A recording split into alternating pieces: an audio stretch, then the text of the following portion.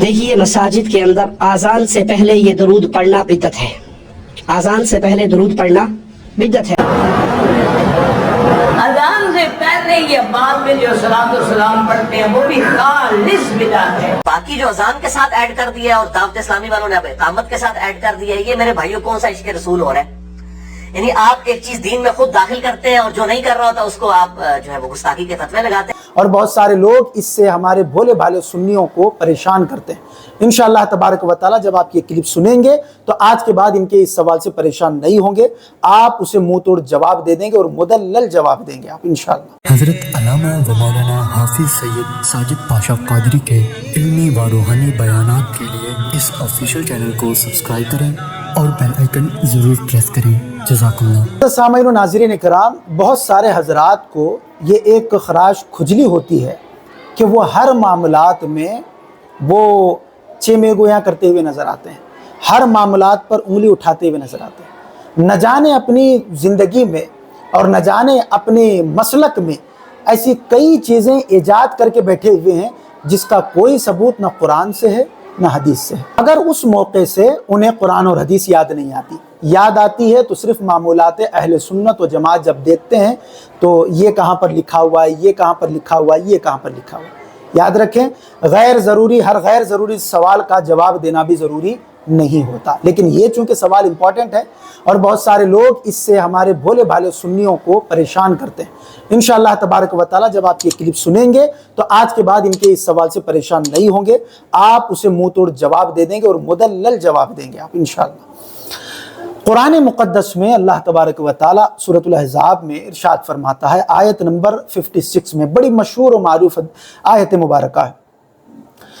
بسم اللہ الرحمن الرحیم، ان اللہ وملائکتہ یصلون علی النبی یا ایھا الذین آمنوا صلوا علیہ وسلموا تسلیما. بچے کو یہ آیت مبارکہ یاد ہے.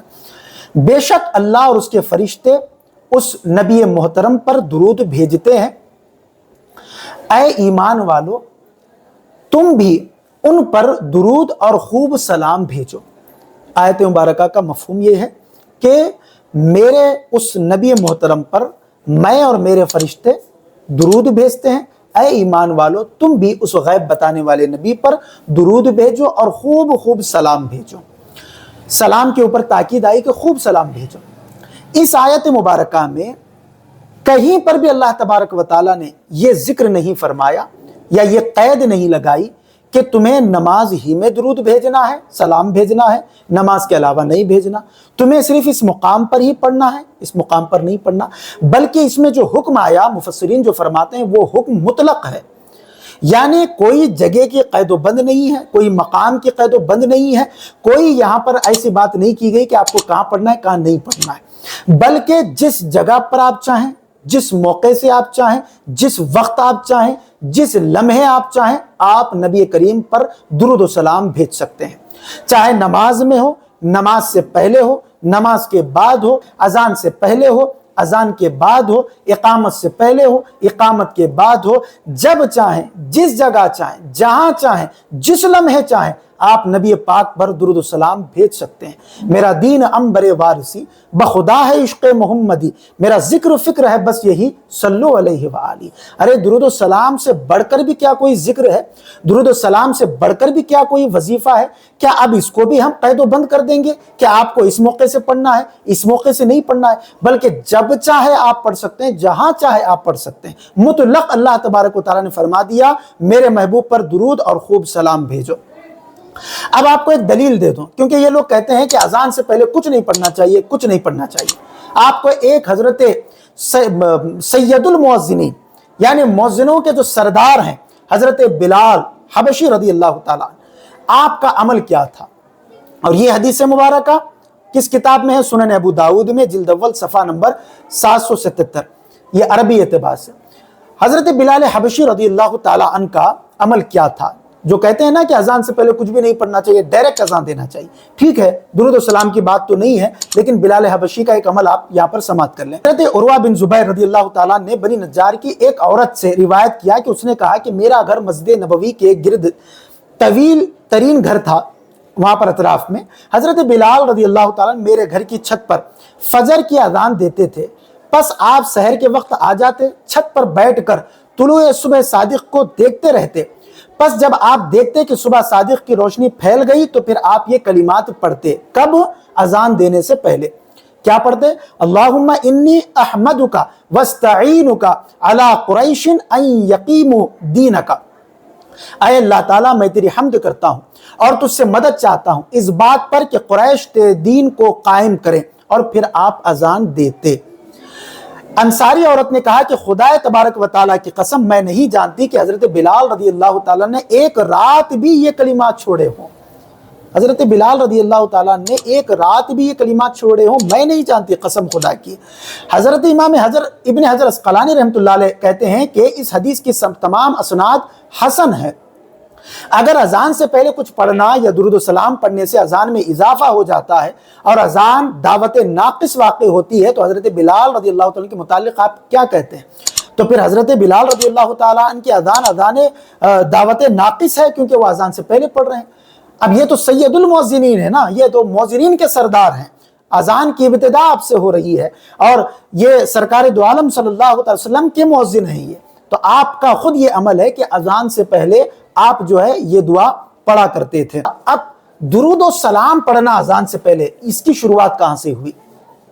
अब हमने तो एक दलील ये ली कि अजान से पहले कलिमात पढ़ सकते हैं, खुदा तबारक व तआला की हम्द के हो चाहे रसूलुल्लाह सल्लल्लाहु अलैहि वसल्लम पर दुरूद के हो, अजान से पहले पढ़ सकते हैं। हजरत बिलाल की वो सुन्नत मुबारक है।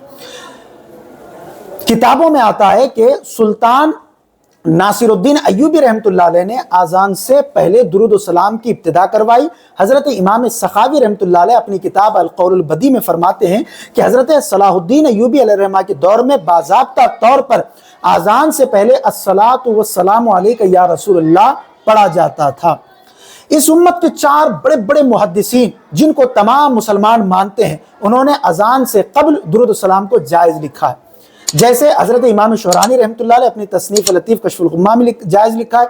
हजरत इमाम हजरत शाफ़ई रहमतुल्लाह अलैह ने अपनी किताब, अपने फतावा की किताब फतावा कुबरा में जायज़ लिखा है।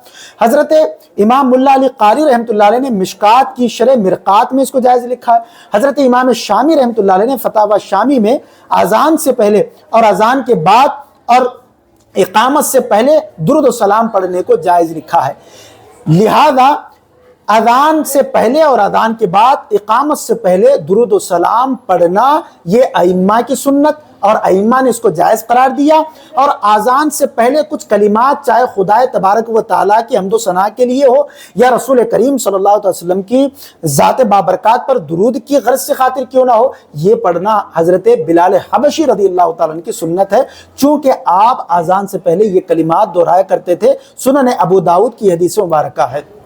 तो पता ये चला, हासिल कलाम ये है और हमारे उलमा फरमाते हैं कि अजान से पहले जब दुरूद सलाम पढ़ा जाए उसके फौरन बाद अजान ना दी जाए, बल्कि एक 5-10 सेकंड का वक्फा रखा जाए। इसमें भी हमारे उलमा ने एहतियात बरती हुई है कि लोग कहीं इसको अजान का हिस्सा ना समझ ले। जब आप पढ़ें दुरूद सलाम, उसके बाद आप जो है एक 5 सेकंड के लिए या 10 सेकंड के लिए आप खामोश हो जाएं, उसके बाद अजान पढ़ें। तो अजान से पहले दुरूद सलाम पढ़ना भी जायज़ है, अजान के बाद भी दुरूद सलाम पढ़ना जायज़ है, इकामत से पहले पढ़ना भी जायज़ है और इकामत के बाद पढ़ना भी जायज़ है। दुरूद सलाम पर कोई क़ैद-ओ-बंद नहीं है। बड़े बड़े अइम्मा, मुहद्दिसीन और फ़ुक़हा ने इसको जायज़ करार लिखा है। वल्लाहु आलम व रसूलुहु आलम। मजीद ऐसे ही वीडियोस देखने के लिए वीडियो को अभी लाइक और हमारे यूट्यूब चैनल सैयद साजिद पाशा कादरी को जरूर सब्सक्राइब कर लें और बेल आइकॉन जरूर प्रेस करें ताकि हर नई आने वाली वीडियो की नोटिफिकेशन आपको मिलती रहे।